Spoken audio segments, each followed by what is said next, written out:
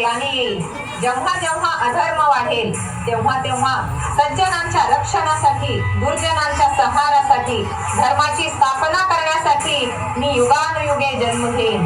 अशीच काहीशी परिस्थिती जेव्हा या महाराष्ट्रात निर्माण झाली. एक वेळ अशी होती, 350 वर्ष हा महाराष्ट्र अंधारात होता आणि हाच अंधकार दूर करण्यासाठी एका युग पुरुषाने जन्म घेतला. याच युग पुरुषाच्या पराक्रमाची, सामर्थ्याची आणि स्वराज्य स्थापनेची लहानशी गाथा घेऊन येत आहे जिल्हा परिषद प्राथमिक शाळा दगडवाडीचे विद्यार्थी. महाराष्ट्राचा सुखाने नांदत असताना एका दुष्ट कालयवनाची वक्रदृष्टी महाराष्ट्रावर पडली. महाराष्ट्र परकीय स्वाऱ्यांच्या आक्रमणाने दबून चालला होता.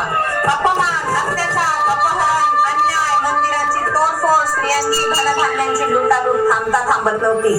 जेव्हा आपल्याच घरातली माय आणि गोठ्यातली गाय असुरक्षित होते ना, तेव्हा घरातलाच अंधकार मनात भर करून बसतो. अशा वेळी साधू संत, लहान थोर,